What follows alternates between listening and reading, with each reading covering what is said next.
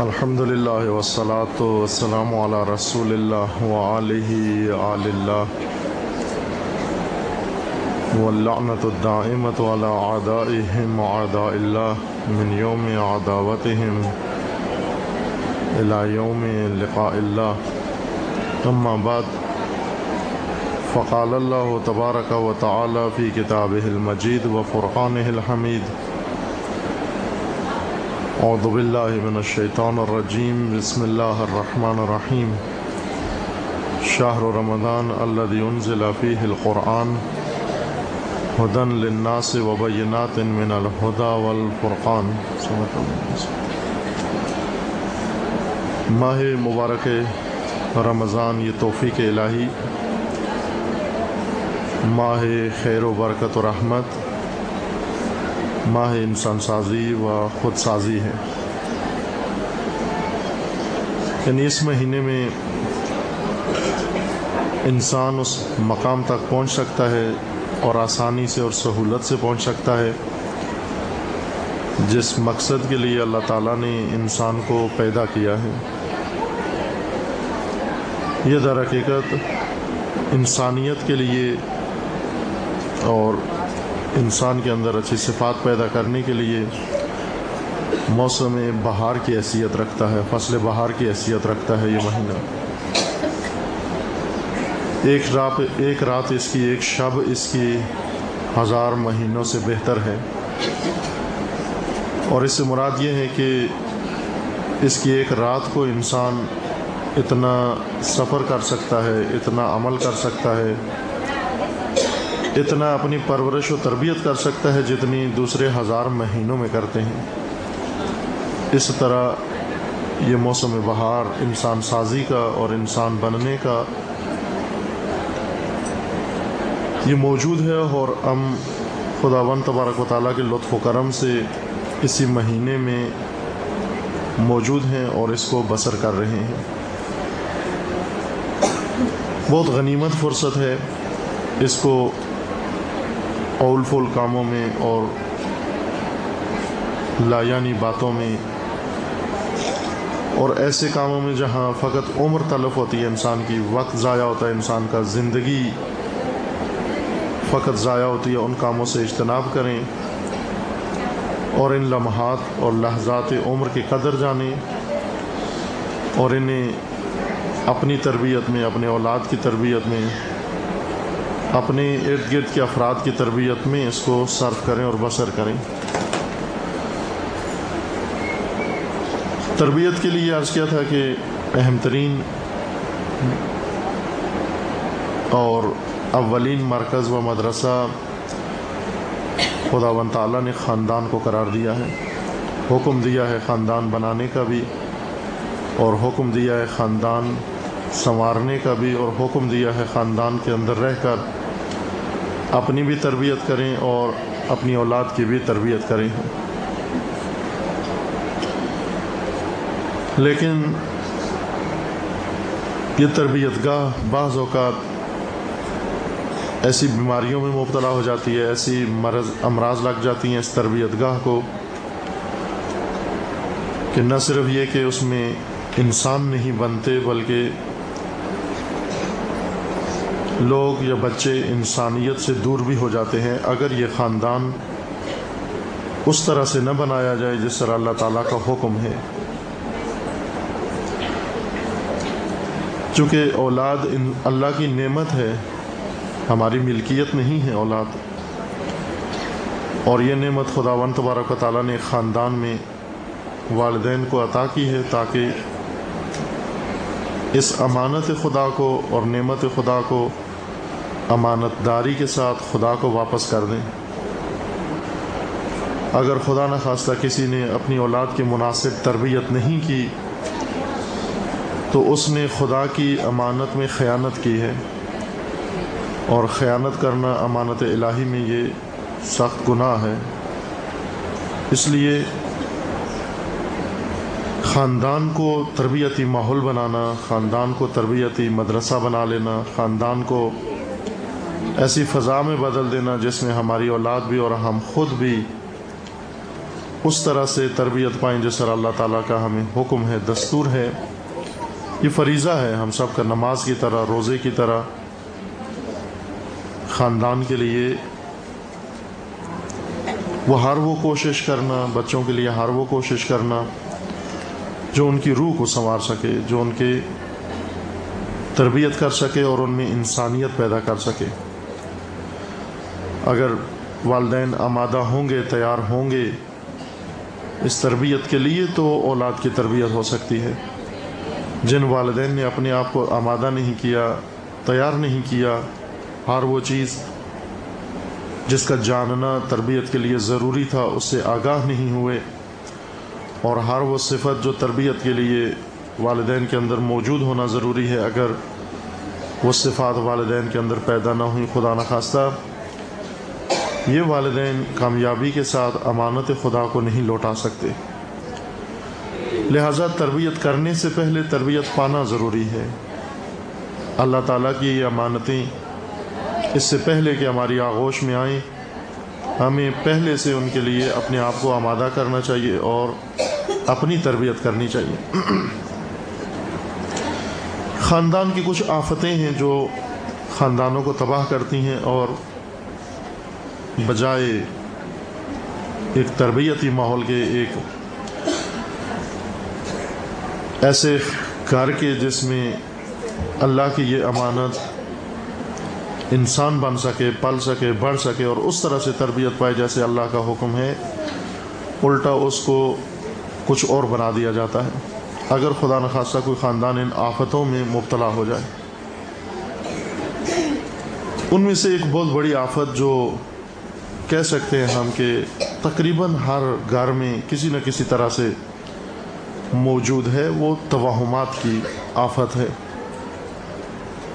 گھروں کے اندر یہ آفت موجود ہے، توہمات، اور خصوصاً ہمارے معاشرے میں، یعنی پاکستان میں اور پاکستان کے بھی بعض خاص علاقوں میں یہ ایک گویا کلچر بن گیا ہے، ایک دین مستقل بن گیا ہے، توہمات کی بنیاد پر بنا ہوا۔ جس طرح خداوند تبارک و تعالیٰ نے انسان کو پیدا کیا، احکام بتائے، اس کو نبی بھیجے، انبیاء بھیجے، ان کے مقابلے میں خود لوگوں نے توہمات کی مدد سے اپنے لیے ایک الگ سے دین بھی بنا لیا ہے، الگ سے رسومات بھی بنا لی ہیں، الگ سے عقائد بھی بنا لیے ہیں، الگ سے اعمال بھی بنا لیے ہیں، اور انبیاء کو، معصومین کو، رسول کو چھوڑ کر عملی طور پر اپنی زندگی اور خاندان کی زمام جہلا کے اختیار میں جا دی ہے۔ تعریف کرتے ہیں معصومین کی، انبیاء کی، لیکن جب زندگی میں کوئی اونچ نیچ دیکھتے ہیں تو فوراً ایسے جاہل انسان کے پاس رجوع کرتے ہیں جو خود کی مشکلات کا شکار ہیں۔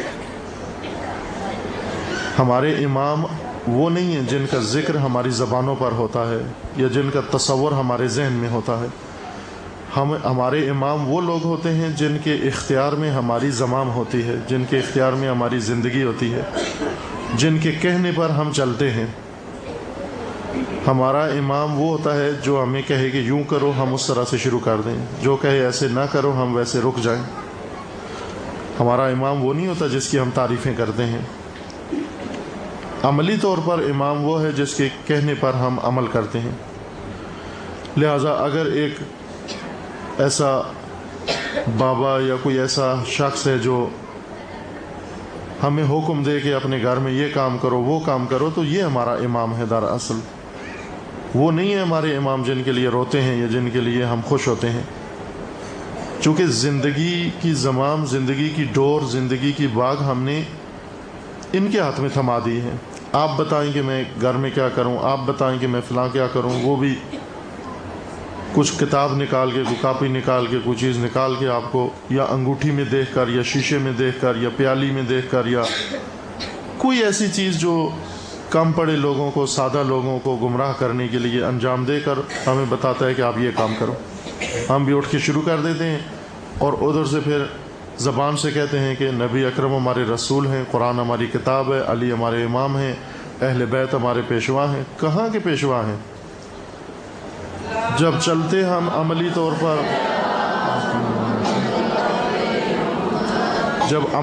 پر ہم نے اپنی زندگی ان باووں کے ہاتھ میں دی ہوئی ہے، ان جادو نکالنے والوں کے ہاتھ میں دی ہوئی ہے، جادوگروں کے ہاتھ میں دی ہوئی ہے، سحر کرنے والوں کے ہاتھ میں دی ہوئی ہے۔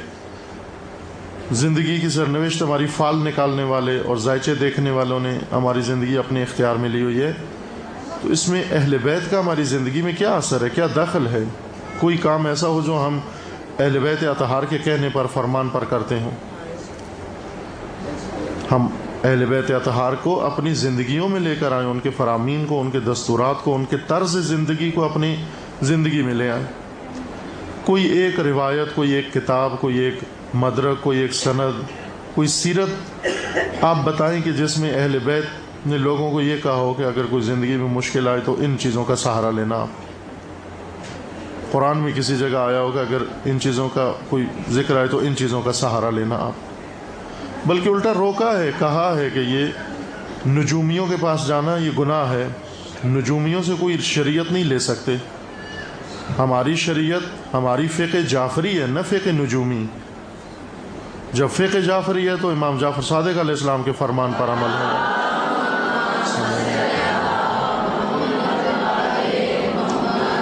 اب کہنے کو ہم کہیں فقہ جعفریہ سے تعلق ہے، لیکن عملی طور پر گھر میں ہمارے جنتری پڑی ہوئی ہو اور نجومیوں کے اقوال پر عمل کرتے ہوں۔ نجومی بتائے کب شادی کرنی ہے، کب نہیں کرنی ہے۔ وہ بس ہم تو فقہ نجومی کے پیروکار ہیں، نہ فقہ جعفری کے پیروکار ہیں۔ اگر فقہ جعفری کے پیروکار ہیں، آپ کے گھر میں مجتہدین کا رسالہ عملیہ ہونا چاہیے۔ ہر فرد، عورت یا مرد، جو بھی بالغ ہو جائے، جب تک تقلید نہ کرے کسی مرجع تقلید کی، اس کا عمل سارا باطل ہے۔ وہ جو واجبات بھی انجام دے، جو اعمال بھی انجام دے، وہ خدا کی بارگاہ میں قبول نہیں ہے۔ مرجع تقلید وہ علماء، جامع شرائط، جید مجتہدین ہوتے ہیں۔ یوں نہیں کہ اپنے ہی محلے کے پیش نماز کی تقلید شروع کر دیں یا کسی ذاکر کی شروع کر دیں، یہ ہمارے بنائے ہوئے نہ۔ وہ جو حوزہ علمیہ میں موجود ہیں، قوم میں ہیں، ان علماء کی آپ تقلید کریں۔ بزرگ جید شخصیات ہیں، اگر خود نہیں جانتے کسی سے پوچھ لیں، رہنمائی حاصل کر لیں کہ کون ہے مثلا جو جانتے ہیں، جو لوگ، عورت ہو یا مرد ہو، جب تک آپ ان کی تقلید کے مطابق عمل نہیں کریں گے، عمل باطل ہے ہمارا۔ چونکہ علماء، مراجع کرام، مراجع تقلید کی تقلید نہیں ہوتی، عملی طور پر نجومیوں کی تقلید ہوتی ہے۔ مرجع کس کو کہتے ہیں؟ مرجع تقلید یا وہ عالم جو فقہ جعفری کو سمجھتا ہے، جو ائمہ کی فقہ اور تعلیمات اور شریعت کے مطابق ہمیں رہنمائی کرتا ہے۔ اس کو چھوڑ دیا ہم نے اور اپنی ساری زندگی اٹھا کر نجومیوں کو دے دیا ہم نے۔ نجومی ستارے دیکھ کر، نجومی سیارے دیکھ کر، نجومی فلاں دیکھ کر، اب خود انہیں بھی نہیں پتہ کہ ستارے اور سیارے میں کیا فرق ہے۔ کسی نجومی کو بٹھا کے پوچھ لیں، میں آپ کو شرطیہ کہتا ہوں کہ آپ انہی 52 نجومیوں سے پوچھیں جو ستارے دیکھ کر آپ کو بتاتے ہیں۔ خوب آپ تعلیم یافتہ ہیں، آپ میں سے بعض یہ تعلیم یافتہ بیویاں جائیں اور اس نجومی سے پوچھیں کہ ہمیں ستارے اور سیارے میں فرق بتا دو کہ کیا فرق ہوتا ہے۔ اگر وہ بتا سکا آپ کو، ایسے لوگوں کے پاس جس کو ستارے اور سیارے کا فرق نہیں ہے، وہ ستارے دیکھ کر ہماری قسمت بتاتا ہے، ہماری زندگی کے مسائل حل کرتا ہے اور ہمیں رہنمائی کرتا ہے۔ پھر نام ہم نے اپنا رکھا ہوا ہے شیعہ۔ اس کے بعد جو بھی نجومیوں سے زندگی کا دستور لے کر آئے، وہ اپنا تعلق فقہ جعفری سے ختم کر کے فقہ نجومی سے برقرار کر لے۔ اس کے ائمہ نجومی ہیں، نہ اس کے ائمہ اہل بیت ہیں۔ اہل بیت سے اس کا کوئی تعلق نہیں ہے۔ اور یہ چیزیں ہیں جو ہماری زندگیوں میں عملی طور پر آ گئی ہیں اس ماحول میں رہنے کی وجہ سے۔ ویسے کوئی سنی ہے، کوئی شیعہ ہے، کوئی وہابی ہے، کوئی، لیکن آپ دیکھیں کہ اس نجومی کے پاس سارے بیٹھے ہوئے ہیں۔ سنی بھی بیٹھا ہوتا ہے، شیعہ بھی بیٹھا ہوتا ہے، وہابی بھی بیٹھا ہوتا ہے۔ جب گھر کی کوئی مشکل آتی ہے، وہ ائمہ سے رجوع کرنے کے بجائے نجومیوں کی طرف رجوع کرتے ہیں، لیکن جب مجلس کی باری آتی ہے تو ائمہ کے لیے برپا کر لیتے ہیں۔ اگر واقعاً ایمان ہے ائمہ پر تو پھر ائمہ کی طرف رجوع کرو، نہ کہ نجومیوں کی طرف رجوع کرو۔ اگر حقیقتاً خدا پر یقین ہے، ایمان ہے خدا پر، تو پھر خدا کی طرف رجوع کرو، نہ ان لوگوں کی طرف رجوع کرو، یہ جن کو خود اپنے بارے میں کچھ معلوم نہیں ہے، جہالت محض ہے۔ یہ ہیں چیزیں جو بسا اوقات خاندانوں کو تباہ کر دیتی ہیں۔ خاندان میں یہ نجوم بازی شروع ہو جاتی ہے۔ یہ سب توہمات ہیں۔ ستاروں کا اثر ہوتا ہے زندگیوں پر، فلاں ہوتا ہے زندگیوں پر، پھر اپنا ستارہ دیکھنے کے لیے جاتے ہیں، پھر اپنا ستارہ ڈھونڈنے کے لیے جاتے ہیں، پھر ستارہ گردش میں آ جاتا ہے۔ نہ بے خود چیزیں ہیں ساری، بے بنیاد چیزیں ہیں ساری۔ انسان خود غلط کام کرتا ہے، کہتا ہے ستارہ گردش میں آ گیا ہے۔ نہ، ستارہ گردش میں نہیں آ گیا، آپ کا ذہن گردش میں آ گیا ہے، آپ کی فکر گردش میں آ گئی ہے، دل گردش میں آ گیا۔ اس دل کو، ذہن کو کنٹرول کرو۔ خواہشات نفس نے آ کر آپ کے دماغ گما دیا ہے۔ بس اوقات ہوتا ہے انسان کو چکر آتے ہیں، پوری زمین گھومنا شروع ہو جاتی ہے۔ زمین تو نہیں گھوم رہی ہوتی، ہمیں چکر آ جاتا ہے۔ یہ جن کے ستارے گردش میں ہیں، ستارے اپنی جگہ ہیں، یہ خود گردش میں ہیں۔ ہوائے نفس، شہوات نفسانیہ اور خواہشات نفسانیہ نے ان کے دماغ گھما دیے ہوتے ہیں۔ جب دماغ گھومتا ہے تو ان کو ساری دنیا گھومتی ہوئی نظر آتی ہے، کہتے ہیں ستارے گردش میں، دنیا گردش میں ہے۔ ہماری زمام ستاروں کے ہاتھ میں نہیں ہے، جانوروں کے ہاتھ میں نہیں ہے کہ بلیاں اور چوہے دیکھنے سے ہمیں قسمت و ناس و سعد اور قسمت کا ہمارا ان جانوروں کے ہاتھ میں ہو۔ کوے اور چڑیاں اور بلبلیں یہ ہماری قسمت تعین کرتی ہوں، ستارے ہمارا رزق بھیجتے ہوں۔ یعنی انسان جو اشرف المخلوقات ہے، اس کی ہر چیز یا جانوروں کے اختیار میں ہے، یا درختوں کے اختیار میں ہے، یا ستاروں کے اختیار میں۔ پھر انسان کی شرافت کس میں ہے؟ انسان اشرف المخلوقات کیسے ہے؟ جانوروں کو انسان کے ہاتھ میں دیا گیا ہے، نہ کہ انسان کو جانوروں کے اختیار میں دیا گیا ہے۔ یوں نہیں ہے کہ مثلا ہندو کو دیکھیں، گائے سے سب کچھ مانگ رہا ہوتا ہے۔ خدا نے گائے بنائی ہے کہ انسان پالے اس کو، نہ کہ انسان کو گائے پالے۔ انسان گائے کے ذریعے سے رزق لے، یہ گائے کو رزق ملتا ہے انسان کے ذریعے سے۔ وہ گائے انسان پالتا ہے، اپنے فائدے کے لیے پالتا ہے، اس کا گوشت کھانے کے لیے، اس کا دودھ نکالنے کے لیے، لیکن کھلاتا پلاتا اس کو انسان ہے۔ نہیں ہے کہ پھر گائے سے مانگے کہ تو میری خدا ہے، معاذ اللہ تو مقدس ہے بہت، تو خدا سے کہے کہ مجھے کچھ دے۔ گائے کہے گی جانور، تو پھر تو گائے بہتر ہے انسان سے، پھر جانور تو بہتر ہو گیا انسان سے۔ یہ توہمات خاندانوں کے اندر جب پیدا ہو جائیں، وہ خاندان سست ہونا، ان کی بنیاد سست ہونا شروع ہو جاتی ہے۔ جس خاندان کی زمام ماں باپ کے اختیار میں نہ ہو بلکہ نجومیوں کے اختیار میں ہو، وہ خاندان آہستہ آہستہ تباہ ہونا شروع ہو جاتا ہے۔ نہ کریں، اپنے ہاتھوں سے اپنے خاندانوں کو خراب نہ کریں۔ اور نجومیوں کو نہ انسانیت ہے، نہ کوئی کسی کا درد ہے، صرف ان کو پیسے سے غرض ہے۔ بسا اوقات دیکھا ہوگا آپ نے، بیوی بھی اسی نجومی کے پاس جاتی ہے، شوہر بھی اسی نجومی کے پاس جاتا ہے۔ بیوی کے کہنے پر وہ شوہر کی موت کے لیے تعویذ لکھ کے دیتا ہے، شوہر کے کہنے پر بیوی کی موت کے لیے، دونوں کو ایک ہی نجومی لکھ کے دے رہا ہوتا ہے۔ دونوں کو ایک ہی نجومی کہتا ہے کہ وہ آپ کی راہ میں رکاوٹ ہے، یہ آپ کی راہ میں رکاوٹ ہے، یعنی دونوں سے پیسے لینے کے چکر میں ہوتا ہے۔ اور بہت زیادہ ہوتا ہے یہ کام۔ اگر آپ تھوڑا سا دور رہ کر ان نجومیوں کو زیر نظر رکھیں، دیکھیں یہ کیا کر رہے ہوتے ہیں، تو آپ دیکھیں کہ ایک ہی خاندان کو لڑا رہے ہوتے ہیں۔ ساس بھی جاتی ہے اسی نجومی کے پاس، ساس کو بہو کے خلاف تعویذ دے گا، بہو بھی اسی نجومی کے خلاف جاتی ہے، اس کو ساس کے خلاف تعویذ، چونکہ نہ اس کو بہو سے غرض ہے نہ اس کو ساس سے غرض ہے، دونوں تباہ ہوتی ہیں، ہو جائیں اس کی بلا سے۔ اس کو دونوں سے پیسہ چاہیے، وہ بیٹھا ہوا اسی لیے ہے کہ پیسے لے ہم سے۔ بس یہ نجومیوں کے اختیار میں نہ اپنی اولاد کو دیں، نہ اپنی زندگیاں دیں، نہ اپنے تعلقات دیں، نہ اپنے خاندان، نہ اپنا دین۔ ہم جس دین کو مانتے ہیں بہت پاک معصومین کا دین ہے، پاک دین ہے، اس کے اندر سب کچھ موجود ہے، سارا رائے حل موجود ہے۔ اس کی طرف آئیں، کتنے مسائل شرعیہ ہمیں معلوم ہیں، انتظام کریں، اہتمام کریں۔ الحمدللہ مجھے یہ دیکھ کر، آپ کا یہ دین کی طرف رغبت دیکھ کر، یہ شوق دیکھ کر، آپ کی دلچسپی دیکھ کر بہت خوشی ہوئی ہے۔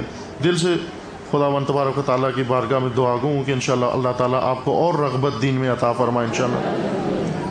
اور اس طرح اگر خواتین دین سیکھ لیں اپنا ایک دفعہ، اور یہ دین ہمارے گھروں میں خواتین کے ذریعے سے منتقل ہو جائے، ہمارے اس معاشرے کی بہت ساری مشکلات حل ہو جائیں گی۔ لیکن ابھی ہمارے خاندانوں یا معاشرے کی زمام دین کے ہاتھ میں نہیں ہے، نجومیوں کے ہاتھ میں۔ حتیٰ ہمارے سیاستدان، یہ بڑے بڑے حکمران بھی جب اقتدار میں آنا چاہتے ہیں، ووٹ لینا چاہتے ہیں، ایک طرف سے لوگوں کے ساتھ جھوٹ بولتے ہیں، پھر ان پیروں فقیروں کے پاس بھی جاتے ہیں, نجومیوں کے پاس بھی جاتے ہیں, ان سے بھی جا کر ذائچہ نکلوا لیتے ہیں. بعض اوقات پڑھے لکھے لوگ یہ کام کر رہے ہوتے ہیں, تعلیم یافتہ لوگ یہ کام کر رہے ہوتے ہیں. حالانکہ نجومی زیادہ کوشش کرتے ہیں کہ ان پڑھوں میں اپنا جادو جگائیں, لیکن ان کا جادو جتنا ان پڑھوں میں چلتا ہے اتنا ہی پڑھے لکھوں میں بھی چل رہا ہے. شعور کی ضرورت ہے. بہت سارے توہمات ہیں, ایک لمبی فہرست بنتی ہے جو ہمارے ذہنوں میں بیٹھے ہوئے ہیں, اور پورا ایمان ہے, راسخ اعتقاد ہے لوگوں کا ان پر. اپنی غلطیوں کو بھی سمجھتے ہیں ہم کہ نجومی بتائے گا کہ یہ کس نے کیا ہے. خوب صاف بات ہے, میں نے خود کیا. اگر رات کو مثلا بے احتیاطی کریں, زیادہ کھائیں, غلط کھائیں, باسی کھانا کھائیں, مریض ہوتا ہے انسان, پھر نجومی کے پاس جاتے ہیں, یہ کیا ہوا؟ کہتے ہیں ساس نے تعویذ کر دیا. تعویذ نہیں کیا, یہ باسی کھانا کھانے سے ہاضمہ خراب ہو گیا ہے. جاؤ ڈاکٹر کے پاس جا کر دوا لو, ٹھیک ہو جاؤ, اللہ سے دعا کرو شفا دے خدا آپ کو. یہ جو کہتا ہے کہ تعویذ ہو گیا ہے, خود اس کو بھی یہی باسی کھانا دیں, یہ بھی مر جائے گا, یہ بھی تعویذ ہو جائے گا اس پر. بہت ساری چیزیں ہیں جن کا ان سے تعلق نہیں ہے, صرف ہمارے توہمات ہیں, صرف ہماری سوچ ہے. توہم کہتے کس کو ہیں؟ یہ تو مثالیں دی میں نے توہمات کی جو مبتلا ہیں جن میں ہم, اور بہت زیادہ ہیں. توہم شروع کہاں سے ہوتا ہے؟ ایک انسان توہم میں مبتلا کیسے ہوتا ہے؟ اس وقت مبتلا ہوتا ہے کہ جب عقل سے کام نہ لے, یا عقل ہو نہ اس کے اندر, یا اگر عقل ہے تو اس سے کام نہیں لیتا. عقل کی جگہ ایک اور قوت آ کر بیٹھ جاتی ہے, وہ ہے وہم.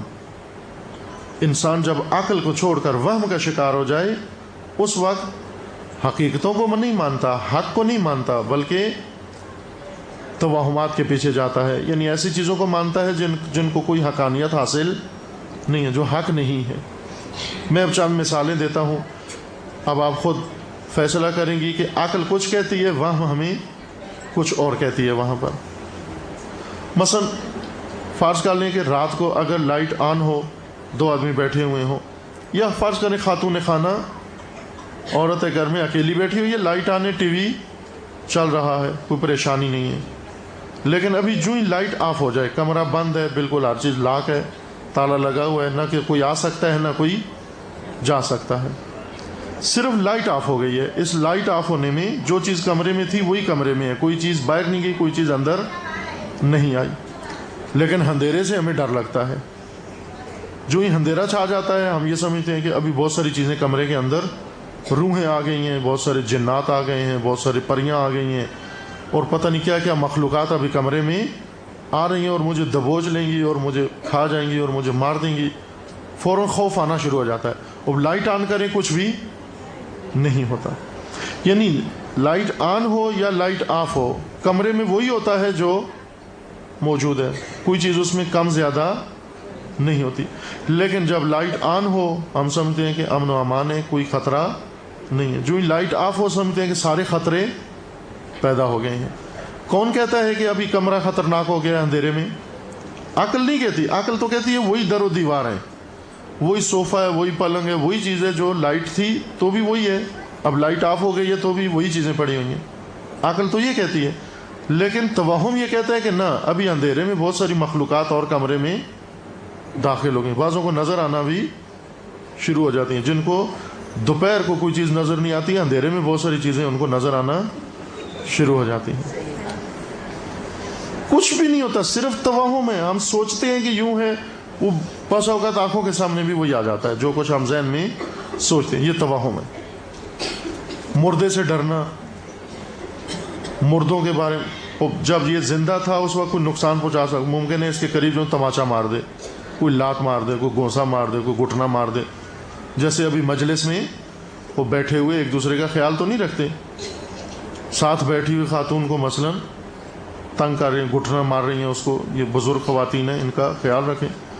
یوں نہیں ہے کہ اپنی جگہ بنانے کے لیے, کھل کے بیٹھنے کے لیے ان کی جگہ تنگ کر دیں آپ. وہ جب تک آدمی زندہ ہوتا ہے خطرناک ہوتا ہے, لیکن جب مر جائے ختم ہو گیا, روح نکل گئی, ختم ہو گیا, اب وہ کسی قسم کا کوئی خطرہ نہیں. لیکن ہم برعکس ہیں, جب تک زندہ ہے اس سے ڈر نہیں لگتا, جو ہی مرتا ہے اس سے ڈرنا شروع کر دیں. اب عقل سے پوچھیں کہ یہ کب خطرناک تھا؟ آیا جب زندہ تھا خطرناک تھا یا جب مر گیا؟ عقل کہتی ہے جب زندہ تھا تو خطرناک تھا، اس وقت ممکن ہے کوئی نقصان پہنچایا آپ کو، لیکن اب جب کہ مر گیا ہے تو کسی کے نقصان پہنچانے کے قابل نہیں ہے۔ لیکن ہم اسی سے ڈرتے ہیں جو ابھی ہلنے کے قابل بھی نہیں، اپنے آپ سے مکھی بھی نہیں اڑا سکتا۔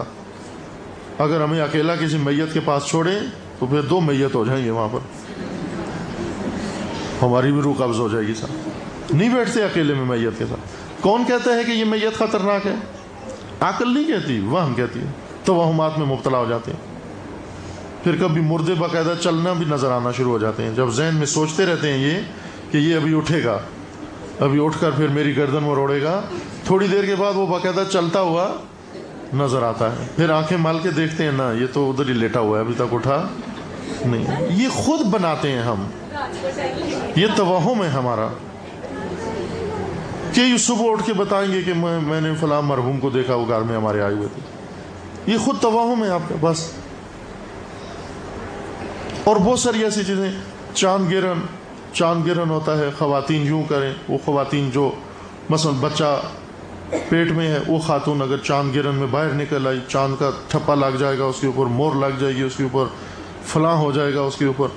وہ اتنی دنیا چاند گرہن کو پیدا ہوتی ہے، یورپ میں پیدا ہوتی ہے، امریکہ میں پیدا ہوتی ہے، افریقہ میں، کسی کو ٹھپا نہیں لگتا، صرف پاکستان میں لگ جاتا ہے۔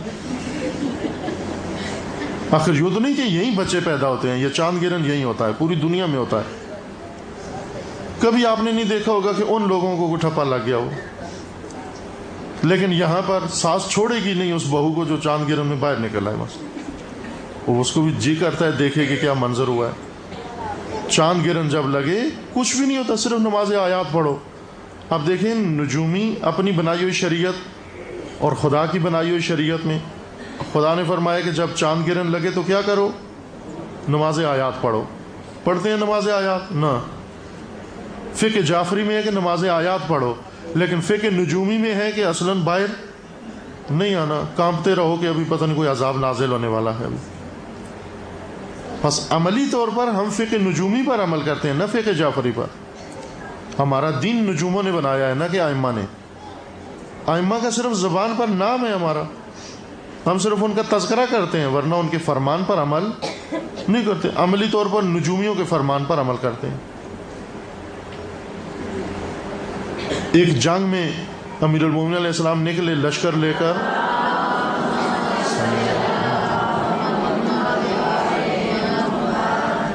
وہ نجومی راستے میں بیٹھا ہوا تھا، جنگ کے لیے مولا روانہ ہوئے، نجومی بیٹھا ہوا تھا۔ اس نے کہا کہ میں نے ستاروں میں حساب لگا کے دیکھا ہے کہ یہ وقت آپ کے لیے مناسب نہیں ہے، ابھی آپ جنگ کے لیے نہ جائیں۔ نہج البلاغہ میں ہے۔ کہا کیوں نہ جاؤں؟ کہا اس وقت ستارے کہتے ہیں کہ آپ کو شکست ہو جائے گی۔ وہ حضرت نے پہلے دیر سے جانے کا ارادہ تھا، جب نجومی نے روکا تو کہا ابھی جائیں گے۔ پھر اس کو بتایا کہ تمہیں کہاں سے پتہ ہے؟ کہتے ہیں میں نے ستاروں سے اندازہ لگایا، فلاں سے اندازہ لگایا۔ حضرت نے 2-4 سوال کیے کہ یہ جانتے ہو؟ کہا نہیں، میرا علم اتنا نہیں ہے۔ کہا کہ ابھی میں بتاتا ہوں تجھے، نہ ستاروں سے بلکہ علم خدا سے، علم الہی سے بتاتا ہوں کہ تیرے گھر میں اس وقت کتنے پیسے ہیں، کہاں رکھے ہوئے ہیں، کہاں چھپائے ہوئے ہیں، تو نے بیوی سے کیا چھپایا ہوا ہے، ماں باپ سے کیا چھپایا ہوا ہے، میں تجھے بتاتا ہوں کیا ہے۔ وہ سارا کچھ بتا دیا، کہا وہاں جا کے دیکھ لو یہ چیز رکھی ہوئی۔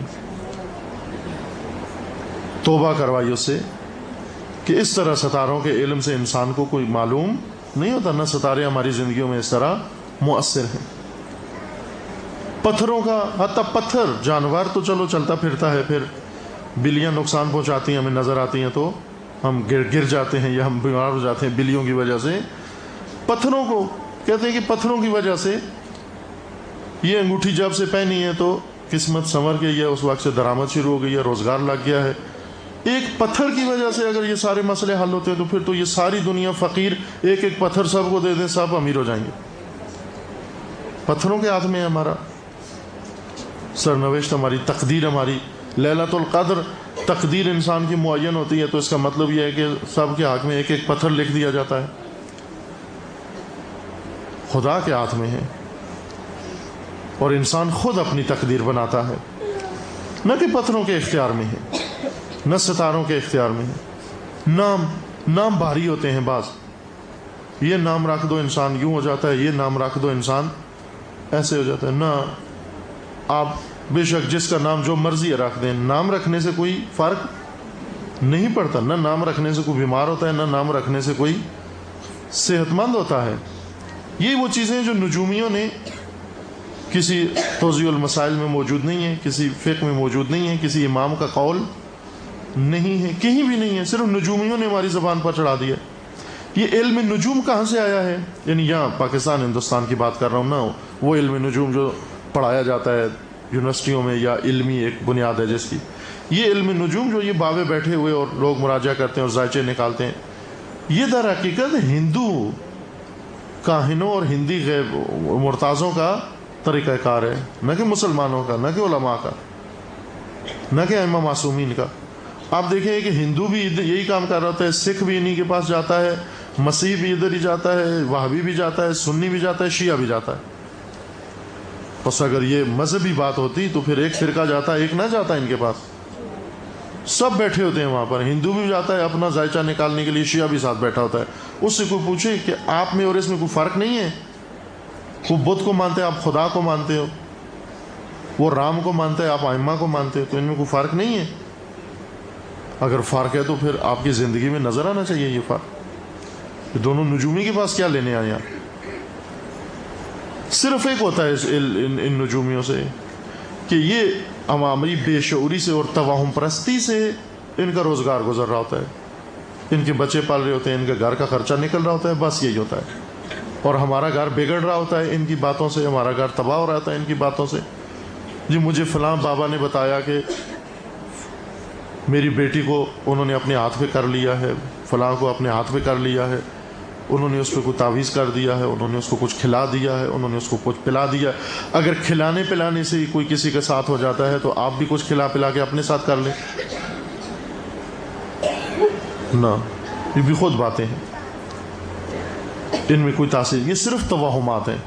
اور ان کی وجہ سے دیکھیں، جب ظاہر ہے ایک گھر میں ایک توہماتی خاتون رہتی ہو تو اس کے بچے بھی آہستہ آہستہ انہی توہمات میں مبتلا ہو جاتے ہیں.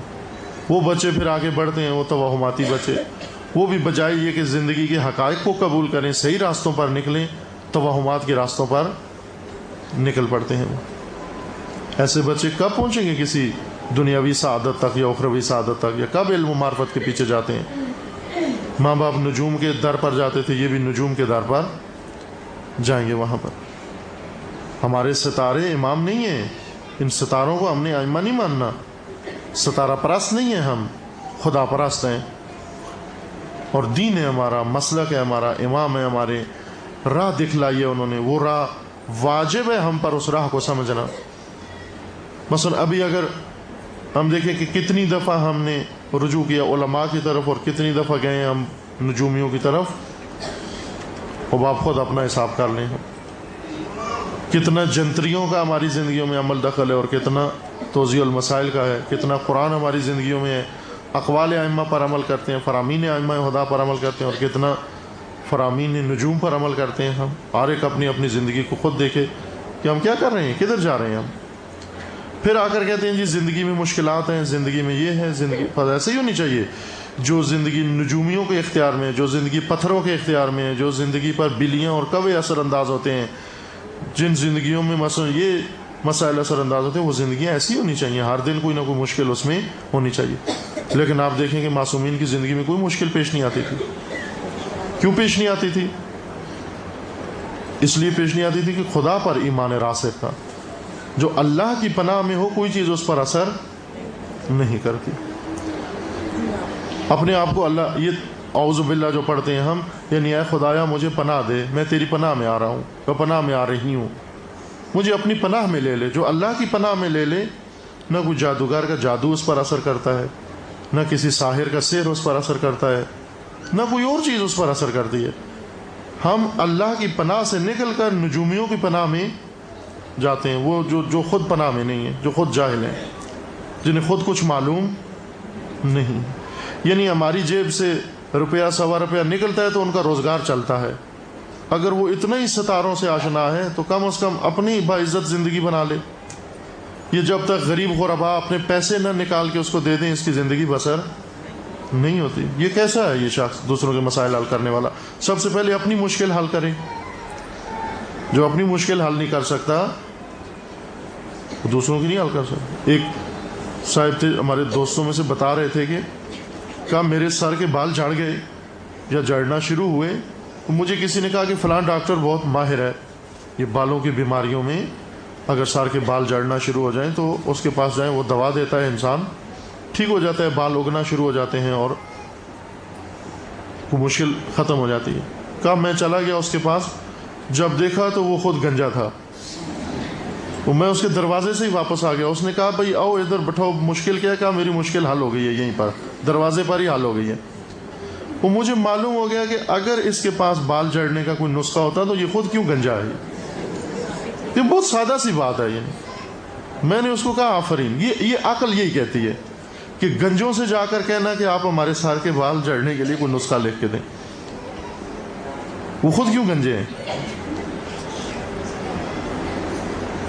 آپ بھی یوں جائیں، مثلا بسا اوقات ہوتا ہے بال خواتین کے مردوں کے جھڑنا شروع ہو جاتے ہیں، تو گنجوں سے یہ علاج نہیں ہو سکتا۔ اگر ان کے پاس کچھ ہے تو پہلے خود اپنا علاج کریں۔ ایک ٹی بی کے مریض کے پاس جائیں کہ مجھے ٹی بی ہے، آپ مجھے کچھ لکھ دیں، اگر اس کے پاس کچھ ہوتا تو وہ اپنا علاج کر لیتا۔ کس طرح یہ لوگ جو گدائی کرتے ہیں یہ ان نجومیوں سے بارہا بہتر ہیں۔ چونکہ گدائی کرتے ہیں، صاف کہتے ہیں کہ ہمارے پاس کچھ نہیں ہے، ہمیں خدا کی راہ میں کچھ نہ کچھ دے دو۔ دھوکہ نہیں دیتے کسی کو، ورغلاتے نہیں ہیں، کسی کی زندگی خراب نہیں کرتے، سیدھے کہتے ہیں ہم فقیر ہیں، ہم محتاج ہیں، ہماری کوئی مدد کر دو، بس ختم۔